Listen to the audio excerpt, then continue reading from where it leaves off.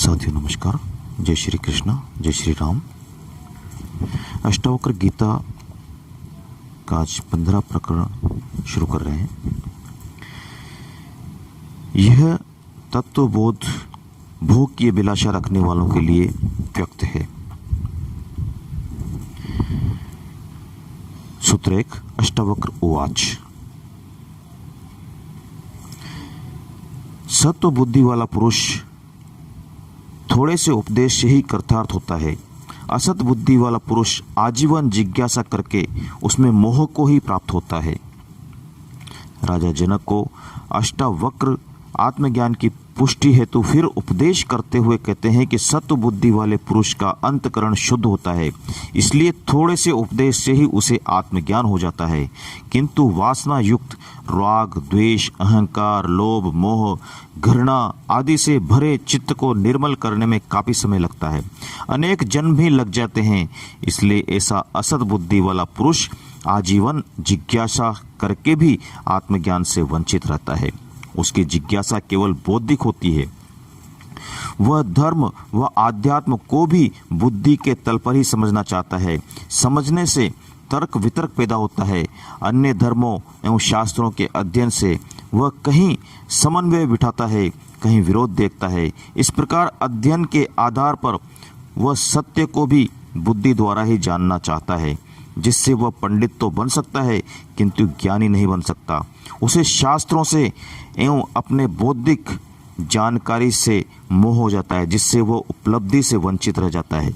ये ज्ञान बुद्धि से परे चेतना का अनुभव है, जो ध्यान अथवा समाधि में अथवा बोध से प्राप्त होता है। अन्य भी अनेक विधियां हैं, किंतु उसकी एक ही शर्त है, सत्व बुद्धि का होना। मुमुक्षु ही इसका अधिकारी है, जिज्ञासु नहीं। आत्मज्ञान की कोई साधना नहीं है, केवल अज्ञान का जो आवरण है उसे हटाना मात्र है, जिसमें लंबा समय लगता है। इसी अज्ञान से बुद्धि भ्रमित है। इसलिए साधना द्वारा केवल सत्य बुद्धि प्राप्त होती है। इसके बाद गुरु के उपदेश से तत्वबोध होता है। यही साधना एवं उपलब्धि का रहस्य है। सूत्र 2, विषयों में विरसता मोक्ष है, विषयों में रस बंधन है। इतना ही विज्ञान है। तू जैसा चाहे वैसा रख, वैसा कर। तत्वबोध का उपदेश अधिकारी शिष्य को ही दिया जाता है। अनाधिकारी को देने से उसे लाभ के बजाय हानि अधिक होती है। अधिकारी कौन है, इसकी व्याख्या प्रथम सूत्र में अष्टावक्र ने की है कि सत्व बुद्धि वाला ही इसका अधिकारी है, अन्य कोई नहीं। सत्व बुद्धि वाला ही इसे समझकर आत्मसात कर सकता है, तभी उसे सत्व की अनुभूति होती है। वही अच्छा ग्राहक होता है। चित्त की शून्यावस्था ही ग्राहक बनती है। स्वच्छ कांच में ही प्रतिबिंब दिखाई देता है। अधिकारी की परीक्षा गुरु स्वयं करता है। शिष्य कभी दावा नहीं करता कि मैं अधिकारी हूँ। मैंने इतने उपवास किए हैं, मैंने संसार छोड़ दिया, नग्न रहा, इतने गायत्री पुरस्चरण किए, इतने घंटे रोज उपासना की, इतना दान दिया, इतना त्याग किया, इसलिए मैं आत्मज्ञान का अधिकारी हूँ, मुझे उपदेश दीजिए। गुरु यदि पहचान लेता है कि यह सत्व बुद्धि वाला है तो उसे यह अंतिम उपदेश देता है, जैसा अष्टावक्र ने जनक को दिया, जिसे सुनते ही जनक को आत्मज्ञान हो गया। यदि पूर्व में भूमि तैयार न होती तो अष्टावक्र यह उपदेश कभी न देते। वे उन्हें साधना बताते, मंत्र जप को कहते, अष्टांग योग बताते, उपासना बताते, किंतु जनक के लिए इसकी उपयोगिता नहीं थी। उनकी पृष्ठभूमि पहले से ही तैयार थी, इसलिए घटना उसी क्षण घट गई।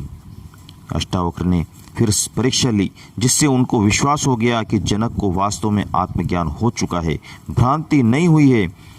अब इस प्रकरण में गुरु दीक्षांत रूप में है, आशीर्वादात्मक प्रवचन कर रहे हैं कि तुझे आत्मज्ञान हुआ, तू मुक्त हुआ, अब तू सुखपूर्वक विचार। सार संक्षेप में सूत्रबद्ध संपूर्ण रहस्य को खोल कर रख दिया। ऐसा अनूठा संवाद आध्यात्म जगत में मिलना कठिन है। सांख्य का ऐसा उपदेश अन्यत्र नहीं मिलता। अष्टावक्र के ये सूत्र साधना सूत्र नहीं है, आरंभ नहीं है, बल्कि साधना द्वारा चित्त शुद्ध होने पर दिया गया अंतिम उपदेश है। अष्टावक्र कहते हैं कि मोक्ष कोई वस्तु नहीं है जिसे प्राप्त किया जाए, न कोई स्थान है जहाँ पहुँचा जाए, न कोई भोग है जिसे भोगा जा सके, न कोई रस है जिससे आनंद मिले, न इसकी कोई साधना है, न सिद्धि, न यह स्वर्ग में है, न सिद्ध शिला पर। विषयों में विरसता ही मोक्ष है। विषयों में रस आता है तो संसार है, उसका कारण मन है। अतः मन ही बंधन और मुक्ति का कारण है। उपनिषद कहते हैं कि मन एवं मनुष्याण कारण बंध मोक्षयो, यह मन ही मनुष्यों के बंधन और मुक्ति का कारण है। यह मन जब विषयों में आसक्त होता है तब बंध है, यही संसार है। जब यह विषयों से विरस हो जाता है तब मुक्ति है। संसार की उपस्थिति बंध नहीं है। संसार में रहना, खाना पीना एवं अन्य कर्म करना भी बंध नहीं है, बल्कि उनमें रस लेना, उनमें आसक्ति का होना बंध है। इनमें विरक्त हो जाना, अनासक्त हो जाना, इनकी उपेक्षा करना ही मुक्ति है। अष्टावक्र कहते हैं कि इतना ही मोक्ष का विज्ञान का सार है। इसलिए है जनक, तू इस मोक्ष को प्राप्त हो। अब तू जैसा चाहे वैसा कर। अब तेरे लिए संसार में आसक्ति का कोई उपाय नहीं रहा। बीज ही नष्ट हो गया। अब आसक्ति की संभावना ही नहीं है। शरीर पर राख लपेट लेने से, धूनी रमाने से, संसार को गालियां देने से, शरीर को सताने से, उपवास करने से, भोजन के साथ नीम की चटनी खाने से विषयों के प्रति विरसता नहीं आ सकती। इसका मोक्ष से संबंध नहीं है। सूत्र 3, यह तत्वबोध वाचाल, बुद्धिमान और महाउद्योगी पुरुष को गूंगा, जड़ और आलसी कर जाता है। इसलिए भोग की अभिलाषा रखने वालों के द्वारा तत्वबोध त्यक्त है। भोग और मोक्ष दो धुरियां हैं जो विपरीत दिशा की ओर जाती है। संसार है भोग एवं उसमें विरसता ही मोक्ष है। दोनों के बीच मन खड़ा है, जो कभी भोगों की ओर आकर्षित होता है, कभी मोक्ष की ओर। दोनों ओर ये कभी भी नहीं जा सकता। भोगों में रस लेना, उनमें आसक्ति होना, सकाम और सौदेश्य कर्म करना, फलाकांक्षा से कर्म करना संसार है। इसलिए जिसे भोगों में रुचि है, विषयों में रस है, उसके लिए यह तत्वबोध जो मुक्ति के लिए ही है त्यक्त है। क्योंकि मुक्ति में मिलता कुछ नहीं है, छूटता सब कुछ है। अनावश्यक सब छूट जाता है। संसार में फिर इसका रस नहीं रहता। इसलिए उसका मन फिर विषय भोगों की ओर भागेगा, जिससे उसका पतन होगा। ऐसा व्यक्ति फिर न घर का रहता है न घाट का। वो पाखंडी, पथ भ्रष्ट हो जाएगा। भोग की इच्छा रखने वाला वाचाल होगा, बुद्धिमान होगा, महान उद्योगी होगा, कर्मठ होगा, तभी यह भोग सकता है। किंतु आत्मज्ञान होने पर वह गूंगा हो जाता है। बोलने का रस ही समाप्त हो जाता है। वह कर्म के प्रति उदासीन हो जाता है, जड़ एवं आलसी हो जाता है, जिससे उसे और बेचैनी होती है। मन का सारा प्रवाह, उसकी सारी शक्ति चेतना की ओर ही हो जाने से संसार छूट जाता है। इसलिए अष्टावक्र की यह देशना है कि जिसकी संसार में रुचि है, जिसे विषयों में ही आनंद मिलता है, जो पुरुषार्थी एवं कर्मठ तथा महाउद्योगी है, जो बुद्धिमान विद्वान है, पांडित्य ही जिसका आभूषण है, ऐसे व्यक्ति के लिए संन्यास, मुक्ति एवं मोक्ष का उपदेश देना उसको लाभ नहीं, हानि ही पहुंचाएगा। ये उपदेश ऐसे व्यक्तियों के लिए है जो भोगों से तृप्त हो गया है, संसार के समस्त कटु अनुभवों से गुजर चुका है, जिसे संभवतः संसार से विरक्ति हो गई है, वही इसका लाभ उठा सकता है, अन्यथा कोई लाभ नहीं होगा। सूत्र 4, तू शरीर नहीं है, न तेरा शरीर है, तू भोक्ता और कर्ता भी नहीं है, तू तो चैतन्य रूप है, नित्य है, साक्षी है, निरपेक्ष है, तू सुखपूर्वक विचर। अष्टावक्र जनक से कहते हैं कि तेरी इन विषयों में आसक्ति नहीं थी, उनमें रस नहीं था, तू मुमुक्षु था एवं शुद्ध अंतकरण वाला था, इसलिए तुझे शीघ्र ही आत्मबोध हो गया। अब तू उस चैतन्य आत्मा में स्थित हो जा, तू आत्म स्वरूप ही हो गया। अब तू शरीर नहीं है, न तेरा शरीर है, न तू भोगता है न करता है, क्योंकि तू चैतन्य आत्मा है जो नित्य है, साक्षी है तथा निरपेक्ष है। इसलिए अब तू सुखपूर्वक विचर।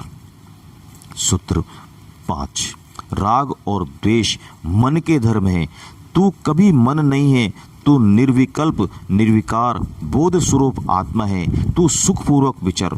शरीर, मन, बुद्धि, अहंकार आदि प्रकृति जन्य हैं, जिनके भिन्न भिन्न धर्म हैं। आत्मा चैतन्य स्वरूप है, जिसके गुण धर्म इनसे भिन्न हैं। अष्टावक्र जनक से कहते हैं कि तू आत्मज्ञानी है, इसलिए आत्मा ही तेरा कर्म एवं स्वभाव है। तू इसी के अनुसार आचरण करता हुआ सुखपूर्वक विचर। ये राग और द्वेष मन के धर्म है, तुझ चैतन्य के धर्म नहीं है, इसलिए तेरे धर्म नहीं है, क्योंकि तू मन नहीं है, आत्मा है जो निर्विकल्प, निर्विकार और बोध स्वरूप है, जो इन सब का साक्षी मात्र है, इसलिए शरीर और मन के दोषों से सर्वदा मुक्त है। सूत्र 6। सब भूतों में आत्म को तथा सब भूतों को आत्मा जानकर तू अहंकार रहित और ममता रहित है, तू सुखी हो। संसार में अनेकता का आभास होता है। व्यक्ति, पशु, पक्षी, कीट, पतंग, वनस्पति, जड़, चेतन, ठोस, तरल, गैस आदि पदार्थों में भिन्नता दिखाई देती है, जो मन का ही प्रक्षेपण है। मन हमेशा भिन्नता ही देखता है, क्योंकि उसकी दृष्टि सीमित है, किंतु ये सारी अनेकताएं एवं भिन्नताएं आत्मा के अज्ञान से ही प्रतीत होती हैं। जिसने इस आत्म तत्व को जान लिया, उसकी इस अनेकता की भ्रांति मिट जाती है। वह यह जान लेता है कि यह संपूर्ण सृष्टि उसी एक आत्मा के विभिन्न रूप हैं। इन सब के भीतर एक ही चैतन्य आत्मा का प्रकट रूप है। जिस प्रकार दूध से सैकड़ों प्रकार की मिठाइयाँ एवं पदार्थ बनते हैं, उसी प्रकार आत्मा ही सबका कारण है। इस एक की अनुभूति होना ही परम ज्ञान है। अज्ञानी भिन्नता देखता है, इसी से उसमें अहंकार और ममता होती है। राग, द्वेष, ईर्ष्या, लोभ, मोह होता है। अष्टावक्र कहते हैं कि तू आत्मा को उपलब्ध हो गया, इसलिए तूने ये स्पष्ट रूप से जान लिया कि सभी भूत पदार्थों से आत्मा है तथा सब भूत आत्मा ही है। दोनों अभिन्न हैं, इसलिए तू अहंकार रहित एवं ममता रहित है।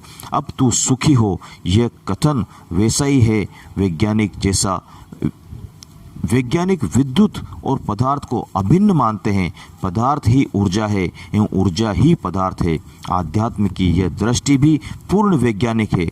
ब्रह्म, ईश्वर, आत्मा एवं संसार की ऐसी वैज्ञानिक व्याख्या कोई भी अन्य धर्म नहीं दे पाया। सूत्र 7। जिसमें यह संसार तरंगों की भांति स्फुरित होता है, वह तू ही है, इसमें संदेह नहीं है। हे चैतन्य स्वरूप, तू ज्वर रहित हो, संताप रहित हो। अष्टावक्र जनक से कहते हैं कि जिस प्रकार समुद्र में तरंगें उठती है, किंतु ये तरंगें समुद्र से भिन्न नहीं है, इसी प्रकार तू आत्मा होने से उस महासमुद्र के समान है, जिससे यह संसार तरंगों की भांति स्फुरित होता है। तरंगें जिस प्रकार अनित्य है, उठती हैं, गिरती हैं, नष्ट होती है, किंतु इससे समुद्र को कोई हानि लाभ नहीं होता, उसी प्रकार संसार अनित्य है। वह बनता बिगड़ता है, ध्वंस और निर्माण की प्रक्रिया सदा चलती रहती है, किंतु इससे आत्मा को कुछ भी हानि लाभ नहीं है, क्योंकि आत्मा समुद्र की भांति नित्य है। संसार का सारा व्यवहार, सारे विषय भोग, संयोग, वियोग, लेन देन आदि तरंगवत हैं, किंतु तू तरंग नहीं है, महासागर है, इसमें संदेह नहीं है। इसलिए ऐसा जानकर तू ज्वर रहित, संताप रहित हो। सारे संताप का कारण इतना ही है कि तू अपने को महासमुद्र नहीं तरंग समझा, आत्मा नहीं शरीर व मन समझा, जो तेरा अज्ञान था। अब ज्ञान दीपक के जल जाने से अज्ञान जनित भ्रांति मिट गई, जिससे तू संताप रहित है। हे तात, श्रद्धा कर, इसमें मोह मत कर। तू ज्ञान स्वरूप, भगवान स्वरूप आत्मा है तथा प्रकृति से परे है। अष्टावक्र फिर कहते हैं कि तू इस प्रकार की आत्म स्थिति को उपलब्ध हो गया, अतः हे तात, अब इसमें श्रद्धा कर। जिसने प्रत्यक्ष अनुभव नहीं किया, केवल पुस्तकों से जाना है या किसी से सुना है, तो वह अश्रद्धा भी कर सकता है, क्योंकि यह ज्ञान बुद्धि की पकड़ से परे है, स्वानुभूति का विषय है। किंतु तुझे तो प्रत्यक्ष अनुभव हो चुका है, इसलिए तेरे लिए अश्रद्धा का कोई कारण ही नहीं है। यह संसार भौतिक है, जड़ है, प्रकृति जन्य है। तू आत्मा है जो प्रकृति से परे और ज्ञान स्वरूप व भगवान स्वरूप है, इसलिए इस प्रकृति जन्य संसार से मैं तू मोह मत कर। सूत्र 9, गुणों से लिप्त यह शरीर रहता है, आता है और जाता है, किंतु आत्मा न जाने वाला है न आने वाला, इसके लिए क्यों सोच करता है। जिस प्रकार स्वर्ण से अनेक आभूषण बनते हैं और बिगड़ते हैं, मिट्टी से अनेक बर्तन बनते और बिकते हैं, समुद्र से अनेक तरंगें उठती है और गिरती है, विद्युत से पदार्थ बनते हैं और बिगड़ते हैं, किंतु उनका मूल तत्व सदा विद्यमान रहता है। विज्ञान भी यही कहता है। पदार्थ अविनाशी है, शक्ति अविनाशी है। पदार्थ का रूपांतरण होता है, शक्ति का भी रूपांतरण होता है, किंतु वह स्वयं अविनाशी है। शक्ति व पदार्थ का एक दूसरे में रूपांतरण होता है। पदार्थ विनाशी है एवं यही संसार है। शक्ति नित्य है, शाश्वत है, स्वयं भू है, उसका कभी विनाश नहीं होता। आध्यात्म भी यही कहता है कि यह शरीर एक आकृति है जो सत्व, रज एवं तम गुणों से लिप्त है। यह शरीर आता है, जाता है, रहता है, मरता है, इसी का बचपन, जवानी, बूढ़ापा होता है, किंतु यह आत्मा नित्य एवं शाश्वत है। यह न कहीं जाता है, न आता है, न जन्मता है, न मरता है, न इसका क्षय होता है, न वृद्धि। यदि शरीर चला गया तो यह फिर नया शरीर धारण कर लेगा। इसलिए अपने को न शरीर मानकर उस नित्य आत्मा को जानकर तू इस बनने और बिगड़ने वाले शरीर के लिए क्यों सोच करता है। अज्ञानी ही ऐसा सोच करते हैं, जो शरीर को ही सब कुछ समझते हैं। इसके जाने से सब कुछ नष्ट हो जाएगा, पीछे कुछ बचेगा ही नहीं, किंतु ज्ञानी इस शरीर पात का कभी सोच नहीं करते। सूत्र 10, देह चाहे कल्प के अंत तक रहे, चाहे वह अभी चले जाए, तुम चैतन्य स्वरूप वालों की कहाँ वृद्धि है, कहाँ नाश है।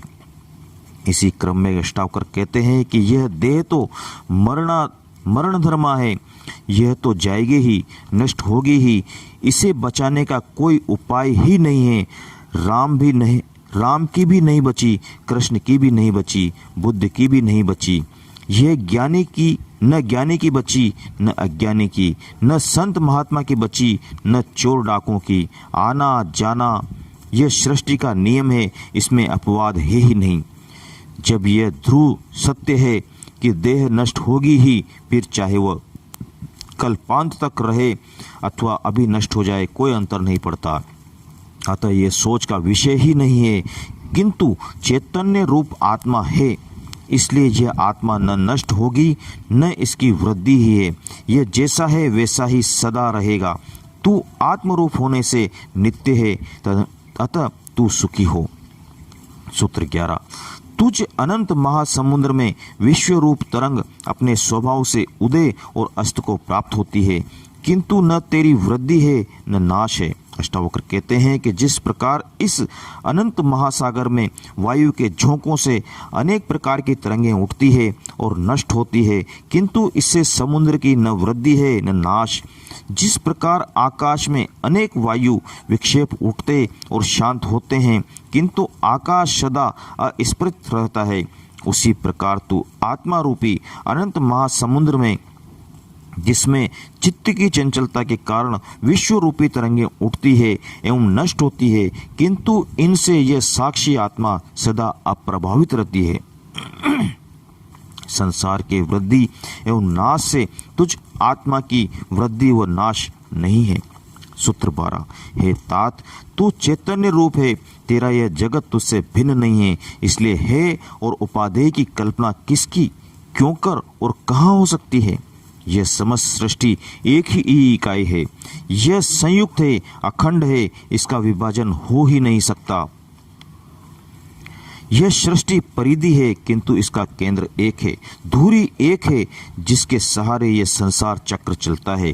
कुएं अनेक हैं, किंतु उन सब में जल का स्रोत एक ही है। पदार्थ अनेक हैं, किंतु उन सब का मूल तत्व ऊर्जा एक ही है, जो विभिन्न तत्वों में एवं पदार्थों में विभक्त दिखाई देता है। इसी प्रकार आत्मा एक है, जिसकी धुरी पर यह शरीर चक्र चल रहा है। जो शरीरस्थ आत्मा है वह विश्वात्मा है, जिससे यह सृष्टि चक्र चलता है। अतः आत्मा, परमात्मा, ब्रह्म, सृष्टि, जीव, जगत, जड़, चेतन भिन्न भिन्न नहीं, उसी एक की अभिव्यक्ति मात्र है। वह एक ही अनेक रूपों में प्रकट हुआ है। यह भिन्नता अहंकार के कारण प्रतीत होती है।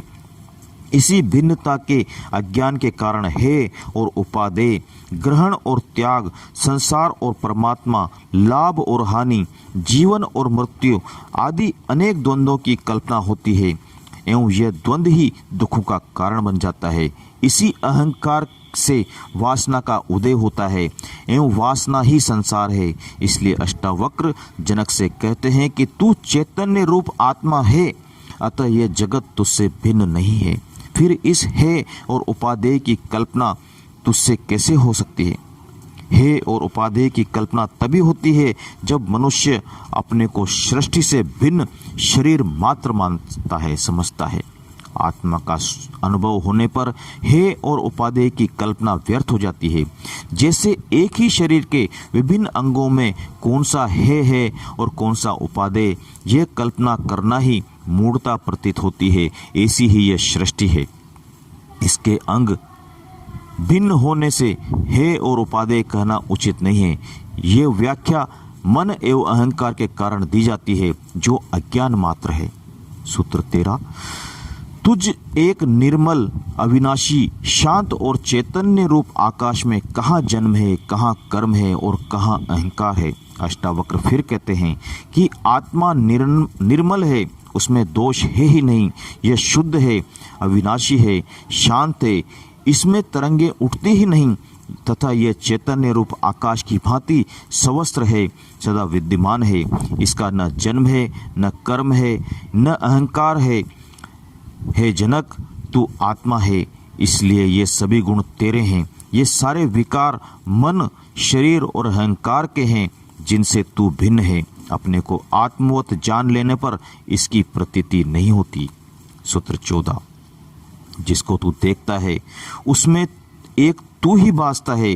क्या कंगना, बाजूबंद और नुपुर सोने से भिन्न भासते हैं? अष्टावक्र कहते हैं कि जिस प्रकार कंगना, बाजूबंद और नुपुर की आकृतियां भिन्न भिन्न हैं, उपयोग भिन्न भिन्न हैं, किंतु सबका निर्माण तो एक ही तत्व स्वर्ण से हुआ है। वही स्वर्ण सब में है। नाम एवं रूप की भिन्नता से स्वर्ण में भिन्नता नहीं होती। उसी प्रकार इस सृष्टि के विभिन्न अवयवों में आत्मा ही एक मूल तत्व है। उस सब की आकृतियां मात्र है, अतः आत्मा में कोई भेद नहीं है। तू चूंकि आत्मा ही है, अतः सृष्टि के समस्त पदार्थों में एक तू ही वास्ता है। यह भेद जो दिखाई देता है वह शरीरों का है, आकृतियों का है, वरना फूल और कांटे, मनुष्य और पशु पक्षी सभी में वह एक ही तत्व है। इन रूपों के भीतर जो अरूप छिपा है वही तत्व मूल है। यह अनेक उसी एक चैतन्य सागर की लहरें मात्र है। भीतर जो छिपा सागर है वही इन सब का आधार है। ऐसा जान लेने पर ही उपद्रव शांत होकर परम शांति उपलब्ध होती है। सूत्र 15। यह मैं हूँ, यह मैं नहीं हूँ, ऐसे विभाग को छोड़ दे। सब आत्मा है ऐसा निश्चय करके तू संकल्प रहित हो, सुखी हो। यह संपूर्ण सृष्टि एक है, अखंड है, उस एक ही आत्मा का विस्तार है। इसमें भिन्नता कहीं नहीं है। नाम रूपों की भिन्नता से अज्ञानी भिन्नता देखता है, वह खंड खंड में देखता है। उसे हिंदू, मुस्लिम, ईसाई दिखाई देते हैं। उसे जड़, चेतन, मनुष्य, जीव जंतु में भेद दिखाई देता है। वह जीव और आत्मा में भेद देखता है, आत्मा और परमात्मा में भेद रखता है। यह भेद ही दुखों का कारण है। सृष्टि एक ही सत्ता है, इसका विभाजन करना ही अज्ञान है। द्वैत दृष्टि के कारण ही दुखों का जन्म होता है। समग्र की अनुभूति हो जाना ही ज्ञान है, यही धर्म है। समग्र ही जीवन है, यही ब्रह्म है। इसी एकीकृत अस्तित्व को उपलब्ध होना ही धर्म है। खंड खंड में विभाजन करना ही अधर्म है, अज्ञान है। अहम बस ब्रह्मास्मि की घोषणा, ऐसे ही धर्म की घोषणा करना है। यह अहंकार नहीं है, बल्कि उस अखंड की, उसी समग्र की अनुभूति है कि मैं और ब्रह्म एक ही हैं, भिन्न नहीं हैं। दो का कोई स्थान नहीं है। सब कुछ छोड़ देने से, भस्मी लगा लेने से, भीख मांग कर खाने से, गिड़गिड़ाने एवं याचना करने से, दंडवत करने से, विनम्रता दिखाने से, क्षमा याचना करने से अहंकार नहीं मिटता। अहंकार इस एक की अनुभूति हुए बिना मिटता नहीं। यह धर्म की पराकाष्ठा है कि आत्मा सब एक है, सब उसी का विस्तार है, वही सर्वत्र व्यापक है। भिन्नता की प्रतीति ही अज्ञान है एवं एकत्व का अनुभव हो जाना ही ज्ञान है। यही मुक्ति है। इसलिए अष्टावक्र कहते हैं कि हे जनक, मैं वही ब्रह्म हूँ अथवा मैं वह नहीं हूँ, उससे भिन्न जीव मात्र हूँ। परमात्मा और मैं भिन्न हूँ, ऐसी भेद दृष्टि को, ऐसे विभाग को छोड़ दे, क्योंकि सोहम शिवोहम आदि कहना भी भेद दृष्टि है। जिसे उस शिव या ब्रह्म का ज्ञान नहीं होता वही ऐसा कहता है। ज्ञान होने पर, जान लेने पर मैं बचता ही नहीं, फिर मैं वही हूँ कहने का कोई अर्थ ही नहीं रह जाता। इसलिए सब आत्मा ही है, भिन्नता कहीं है ही नहीं। ऐसा निश्चय करके तू संकल्प रहित हो, सुखी हो। एक ही अनुभूति से ही सभी संकल्प गिर जाते हैं एवं मनुष्य सुखी व शांत हो जाता है। सूत्र 16। तेरे ही अज्ञान से विश्व है। परमार्थ तू एक है, तेरे अतिरिक्त कोई दूसरा नहीं है।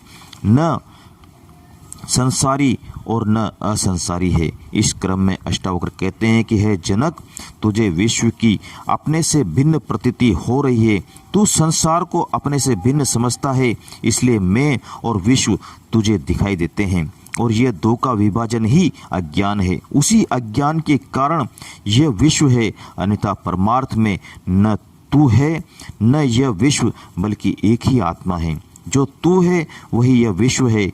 इसी प्रकार संसारी और असंसारी का भेद भी अज्ञान के कारण है। ये सभी आत्मा है, अतः तू ही सब कुछ है। तेरे सिवा, तुझ आत्मा के सिवा कोई दूसरा है ही नहीं। सब आत्मा रूप है, यही ज्ञान है, यही परम सत्य है। सत्य एक ही है, दो सत्य कभी नहीं होते। यह भेद ही अज्ञान है एवं अभेद ज्ञान है। अभेद के बीच जब अहंकार की दीवार खड़ी होती है तब भेद दिखाई देता है। इसके गिरते ही सब अभेद दिखाई देता है, सभी प्रयुक्त प्रतीत होता है। अतः अहंकार ही अज्ञान है। यह आत्मा संसारी भी नहीं है, क्योंकि यह संसार में लिप्त नहीं है। यह असंसारी भी नहीं है, क्योंकि संसार उसी की अभिव्यक्ति है। सूत्र 17। यह विश्व भ्रांति मात्र है और कुछ नहीं है, ऐसा निश्चय पूर्वक जानने वाला वासना रहित और चैतन्य मात्र है। वह ऐसी शांति को प्राप्त है मानो कुछ नहीं है। इस संसार में दो ही प्रकार के व्यक्ति हैं, अज्ञानी और ज्ञानी, तथा इनकी दो दृष्टियां हैं संसार के प्रति। अज्ञानी कहता है संसार ही सत्य है, संसार में अनेकता है, विभिन्नता है, प्राकृतिक, राजनीतिक, मानसिक, शारीरिक, बौद्धिक, नैतिक, धार्मिक आदि अनेक स्तरों में भी भिन्नता दिखाई देती है। यहाँ तक कि कुछ लोगों को आत्मा में भी भिन्नता दिखाई देती है कि सब आत्माएं भिन्न भिन्न हैं। कुछ लोग परमात्मा में भी भिन्नता देखते हैं, जैसे कि हिंदू के, मुस्लिम के, ईसाई के, जैनी के परमात्मा भिन्न भिन्न हैं। यह सब दृष्टि अज्ञानी की है। उसे जैसा प्रत्यक्ष दिखाई देता है वैसा ही मान लेता है, परोक्ष का उसे कुछ पता नहीं। उसका सारा ज्ञान इंद्रियगत है। जो इंद्रियों की पकड़ में आता है, जो बुद्धि की पकड़ में आता है, उसी को वह सत्य मानता है। इंद्रियों के पार के अस्तित्व का उसे कुछ पता नहीं। वह ब्रह्म, आत्मा, ईश्वर आदि की भी सत्ता में विश्वास नहीं करता, क्योंकि वह इंद्रियों द्वारा ग्राह्य नहीं है। ऐसा व्यक्ति वैज्ञानिक है, भौतिक मात्र है, किंतु वह सच्चा है, ईमानदार है। जैसा जाना वैसा ही सत्य व ईमानदारी से कह दिया। वह ब्राह्मण है, ऋषि है, कोई पाखंड नहीं किया, कुछ छिपाया नहीं, किसी को धोखा नहीं दिया। जैसा दिखाई देता है वैसा कह देना भी बड़े साहस का कार्य है। बड़ा आत्मबल चाहिए।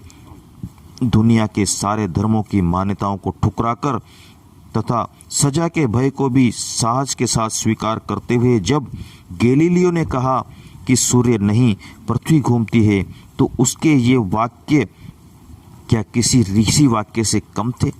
चारवाक को भी इसलिए ऋषि कहा गया कि उसने जैसा जाना प्रकट कर दिया, किंतु कई पाखंडी ऐसे हैं जिन्होंने जाना नहीं और कहते हैं कि ब्रह्म है, आत्मा है, सृष्टि माया है, इसमें सार नहीं है, ब्रह्म सत्य है, मोक्ष है, स्वर्ग नरक है, पुनर्जन्म है आदि। अज्ञानी के लिए जगत ही सत्य है एवं ब्रह्म आत्मा सब मिथ्या है, किंतु न जानते हुए भी जानने का दावा करना व उन्हें सिद्ध करने का प्रयत्न करना बेईमानी है। ये सच्चे नहीं है, धोखेबाज हैं। दूसरी दृष्टि ज्ञानी की है, उसी ने ब्रह्म आत्मा ईश्वर आदि को जाना है। अज्ञानी स्थूल को ही जानता है, सूक्ष्म उसकी पकड़ में नहीं आता।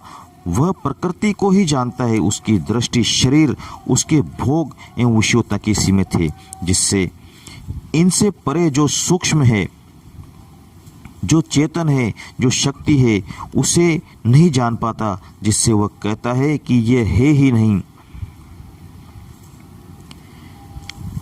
झूठ है, बकवास है। इसके विपरीत ज्ञानी इसको जान लेता है, जिससे वह कहता है ब्रह्म आत्मा ईश्वर ही सत्य है,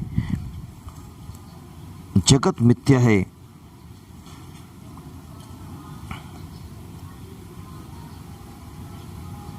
भ्रांति मात्र है, यह अनित्य है, इसलिए इसका मूल्य नहीं है, शाश्वत एवं सनातन का ही मूल्य है। ज्ञानी बीज की बात करता है, अज्ञानी वृक्ष की एवं फल की बात करता है। दोनों ही अपनी दृष्टि से सही हैं, विरोध कहीं नहीं है। दृष्टि का अंतर है, देखने के ढंग का अंतर है। अष्टावक्र एवं जनक दोनों ज्ञानी हैं, दोनों को सत्य की अनुभूति हुई है, अतः दोनों का संवाद ज्ञान प्राप्त व्यक्तियों का संवाद है।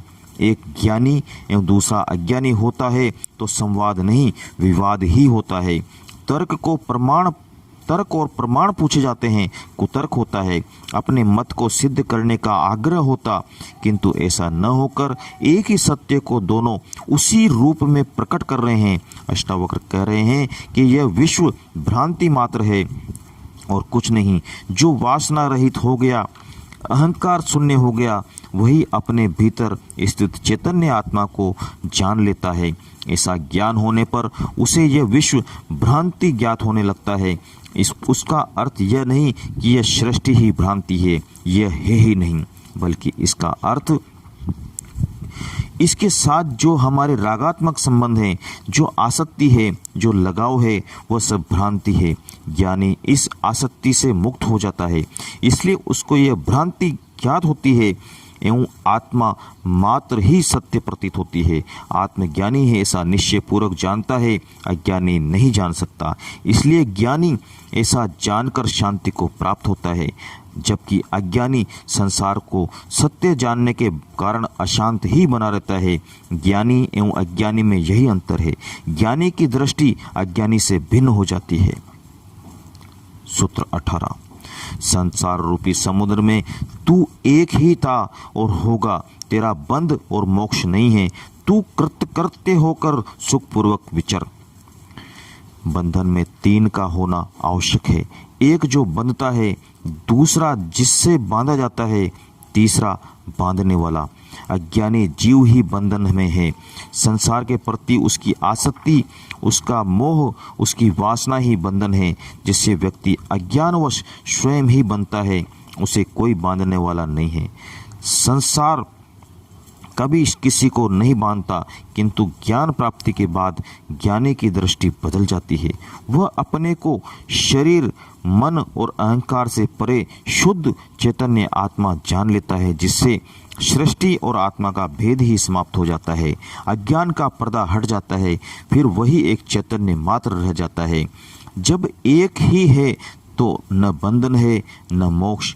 कौन किसे बांधे एवं कौन किसे मुक्त करे। इसलिए अष्टावक्र कहते हैं कि तू चैतन्य आत्मा होने से इस संसार रूपी समुद्र में एक ही था और आगे भी एक ही रहेगा। अज्ञानवश तूने देहाध्यास के कारण अपने को चैतन्य आत्मा से भिन्न शरीर समझा था, यही तेरा बंधन था। अब न तेरा बंध है न मोक्ष, तू कृतकृत्य हो गया। अब सुखपूर्वक विचर, आत्मा का स्वभाव ही मुक्त है, उसका बंध है ही नहीं। भ्रांति थी सो मिट गई। सूत्र 19। हे चिन्मय, तू चित्त को संकल्प और विकल्पों से शोभित मत कर, शांत होकर आनंद पूरित अपने स्वरूप में सुखपूर्वक स्थित हो। चित्त का स्वभाव है संकल्प विकल्प। जब उसमें संकल्प विकल्प की तरंगे उठती है तो चित्त शोभित होता है, उद्दलित होता है। इन तरंगों का नाम ही मन है। संकल्प विकल्प के कारण ही विचार पैदा होते हैं, योजनाएं बनती है, उनकी पूर्ति के तरीके जुटाए जाते हैं। इनकी पूर्ति हेतु शरीर व इंद्रियां सक्रिय होती हैं। फिर मनुष्य कर्म करता है। अहंकार के कारण वह कर्ता बन जाता है, जिससे कर्मों का बंधन होता है, नए संस्कार बनते हैं। इस प्रकार पूरा कर्म जाल तैयार हो जाता है। यह कर्म जाल ही संसार है, यही बंधन है। इसलिए अष्टावक्र कहते हैं कि तू चैतन्य आत्मा है, तेरा बंध और मोक्ष नहीं है, तू एक ही है और शांत है। इसलिए अब तू नए सिरे से अपने चित्त को संकल्प विकल्पों से शोभित मत कर, वरना फिर कर्म जाल में उलझ जाएगा। ये आत्मा तेरा स्वरूप है, जिसे तू उपलब्ध हो गया। अतः अब तू शांत होकर आनंद पूरित होकर इस अपने स्वरूप आत्मा में सुखपूर्वक स्थित हो। सूत्र 20। सवस्त्र ही ध्यान को त्याग कर हृदय में कुछ भी धारण मत कर, तू आत्मा मुक्त ही है, तू विमर्श करके क्या करेगा। अष्टावक्र फिर कहते हैं कि यह ध्यान धारणा समाधि अज्ञानियों के लिए है, जो ज्ञान प्राप्ति के साधन है। तू इस आत्मज्ञान को उपलब्ध हो गया, अतः अब इस ध्यान और धारणा का त्याग कर साध्य वस्तु उपलब्ध होने तक ही साधनों का उपयोग है, इसके बाद उन्हें ढोना व्यर्थ है। नाव से नदी पार हो जाने पर कोई उस नाव को ढोता नहीं, उसे किनारे ही छोड़ देना पड़ता है। उसी प्रकार आत्मज्ञान प्राप्ति के लिए जितनी विधियां काम में ली जाती है, उन्हें उपलब्धि के बाद छोड़ ही देना चाहिए, वरना वे साधन भी बाद में बंधन बन जाते हैं। इसलिए अष्टावक्र कहते हैं कि अब हृदय में कुछ भी धारण मत कर, तू आत्म स्वरूप को उपलब्ध हो गया, इसलिए मुक्त ही है। अब विचार करके क्या करेगा। जब ध्यान कहीं भी नहीं रह जाता, चित्त शून्य हो जाता है, यही निर्विकल्प समाधि है, यही आत्मा एवं परमात्मा की अनुभूति होती है। 15वां प्रकरण यहाँ पर समाप्त होता है। धन्यवाद। कल से हम 16वां प्रकरण शुरू करेंगे। तब तक के लिए आज्ञा। धन्यवाद। आपका दोस्त गिरिराज मेवाड़ा। जय श्री कृष्ण, जय श्री राम।